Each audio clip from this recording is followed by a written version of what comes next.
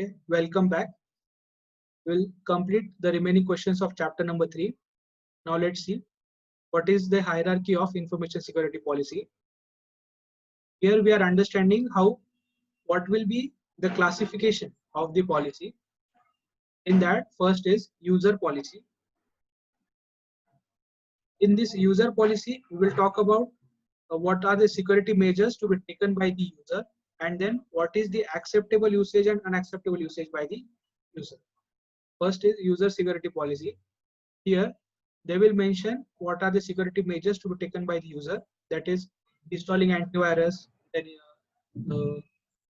having a login ID password for your laptops, devices, then have logical controls for them, then physical controls for them, then not use those devices outside the organization, then not connect your devices to any external sources which are untrustworthy.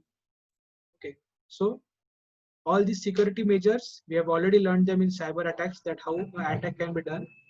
Why we are doing this? To avoid embarrassment.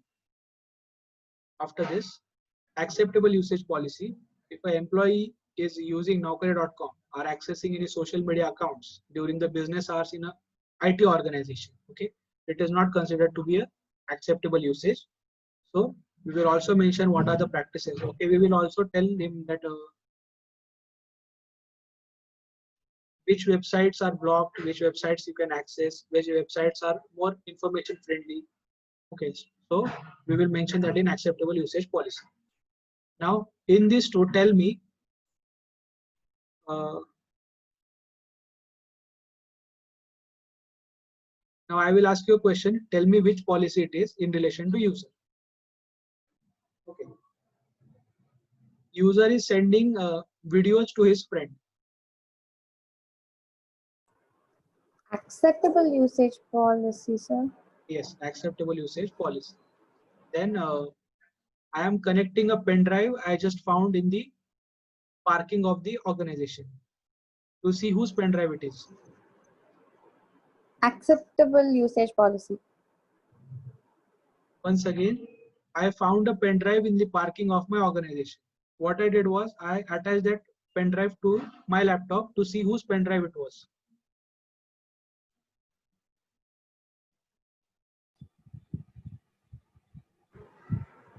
User security policy.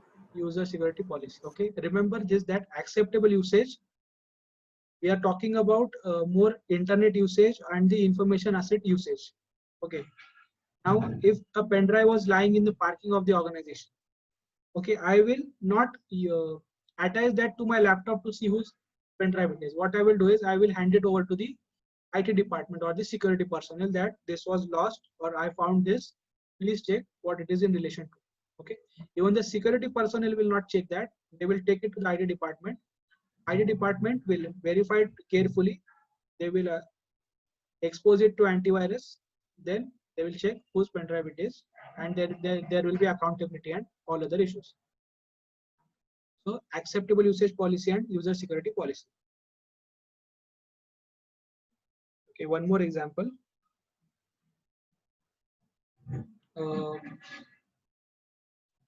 Employee is chatting with the customer, okay, and he is not talking about it is not in relation to the business. Acceptable usage policy. Okay, acceptable usage policy. Then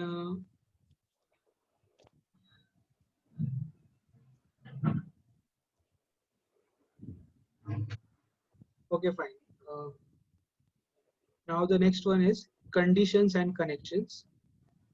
Here we will have some conditions that if a person who is a creditor or a customer or regulator, if he wants to connect to the organization, how he will connect? Okay, why is he connecting? To place orders, and he wants to view the information in relation to the company. Okay, now we are not talking about the information that is already available on the website. We are actually allowing him to access some of the information on our network. Okay, why we are doing this? Suppose you are using a EDI. What is a EDI? Electronic data interchange. That kind of system if you are using. Now in that system, if your stock levels have gone down, okay, if they have reached a danger level, instead of manager investing time in ordering stock and all, if you allow the creditor access to the network, he will immediately understand that this company requires stock and he will supply the stock. Okay, so he will do it on his own if he is using the EDI system. So the information access, if that creditor wants to access that information, he has to go through this conditions and connection policy. Okay. So this policy is for the outsiders. Okay, how outsiders will connect to the organization's network. That is conditions and connection policy. It is mostly for creditors, customers, and regulators.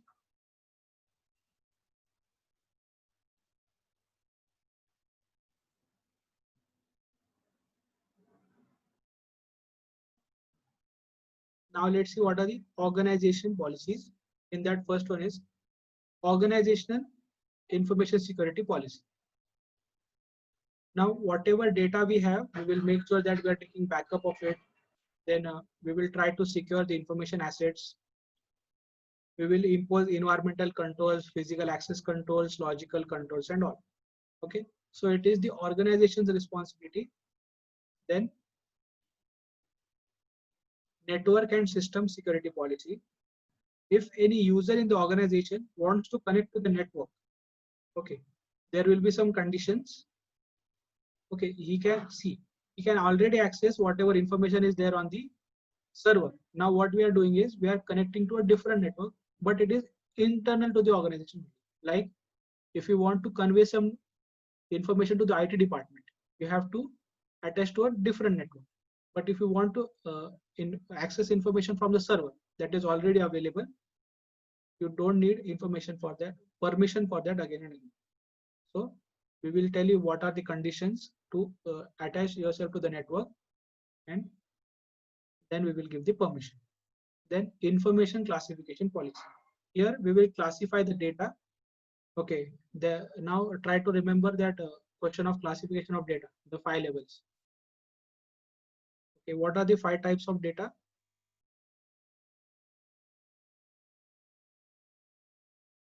Top secret, confidential, proprietary, internal use, and public domain. Okay, that are the 5 types of data. We will classify this data, and if someone in the organization wants to access that data, we will make a list of the users, clearance access, and nature of data to which they will have the access. So that is what is basically information classification policy. Now I will ask you a question. You have to tell me which policy it is. Okay. The hard disks must be stored in the safe in the IT department. Organization information security. Okay. I want to report something to the IT department. Network and system security policy. Okay. No, user security policy. User security policy. Okay, in user security policy, we will only mention what are the responsibilities of users. But if they are trying to connect with someone else, we will not tell them in user security policy, we will tell them in network security policy. Okay. In user security policy, we are not trying to connect with someone. Okay. Besides the users in the same network. Then manager is going on a vacation. So he is going on a honeymoon for 15 days.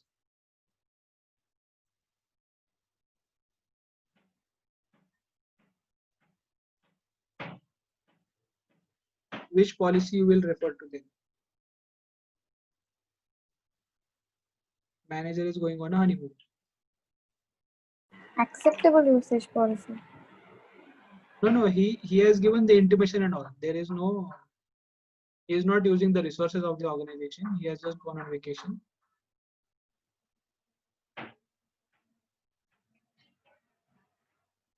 Okay, tell me, In- will he tell the entire organization that I am going on a honeymoon for 15 days? Information classification policy. Yes, information classification policy. He will not tell everyone. He will only tell it to the senior management, and other people in the organization. They will only know that he is unavailable for 15 days. They will not know the reason and all, and they will not even receive explanation if they ask the same. So that is what is information classification policy. Then the patient records.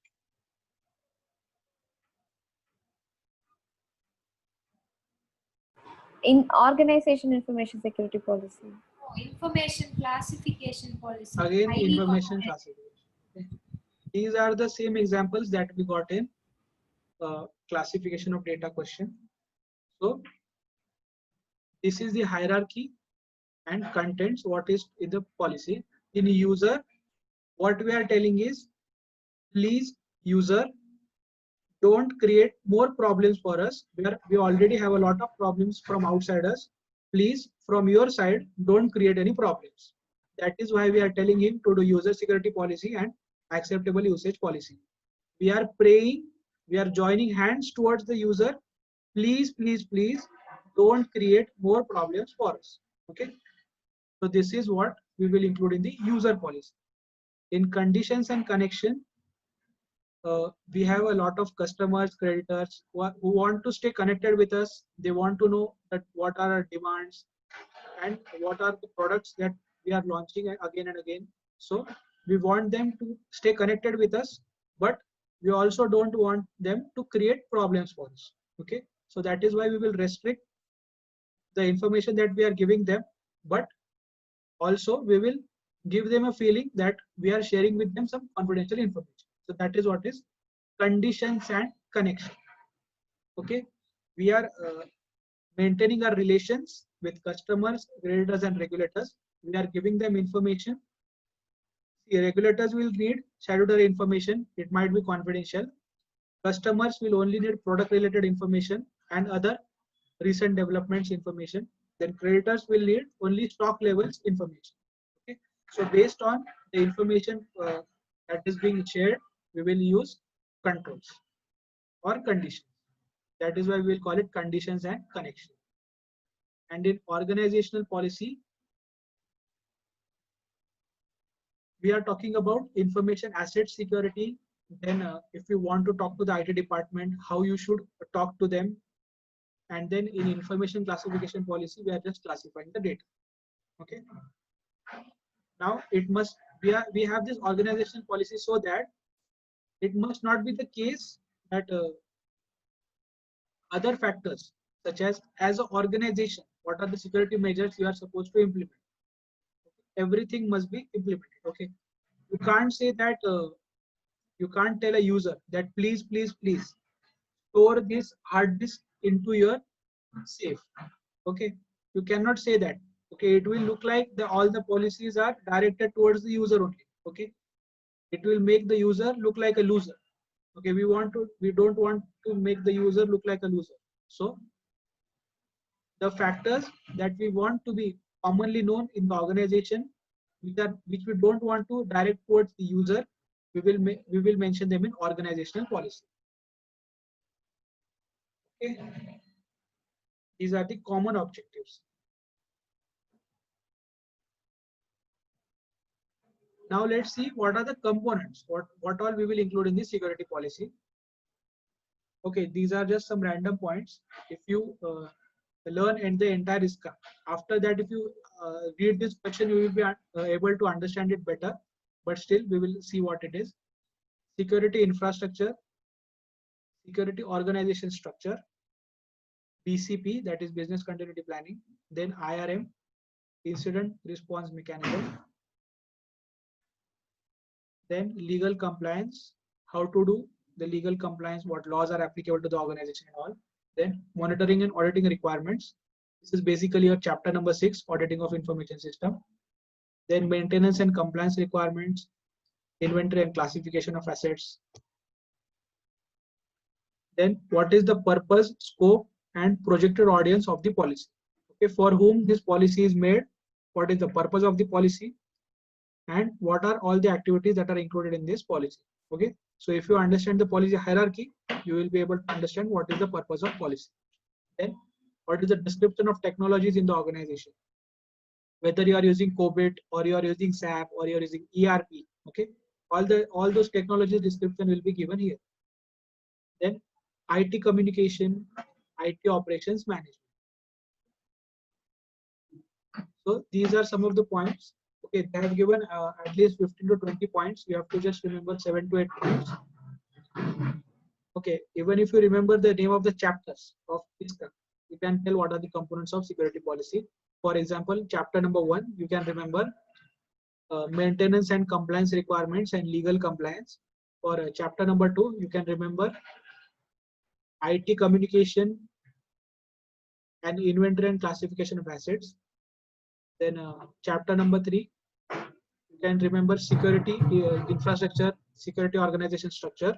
Then chapter number 4, business continuity planning, incident response mechanism. Then chapter number 5, description of technologies, and purpose, scope, and projected audience. That is the main, means that is the most important point in the security policy. Okay, what is the purpose of the policy? What are the activities included in the policy, and who are the people for whom the policy is being implemented. Okay, so here we complete information security policy. Okay. What are the questions in relation to information security policy? They are tools to implement policy, issues in relation to the policy, hierarchy of policy, and components of the policy. These are the 4 questions in relation to information security policy.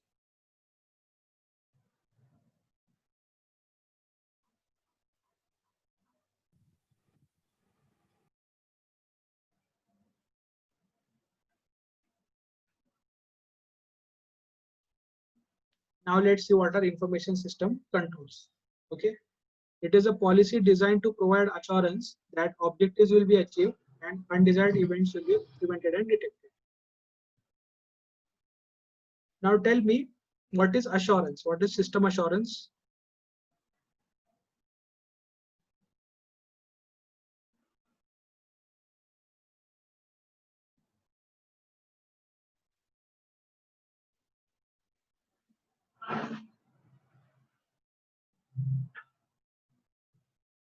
Okay, we'll continue in a minute.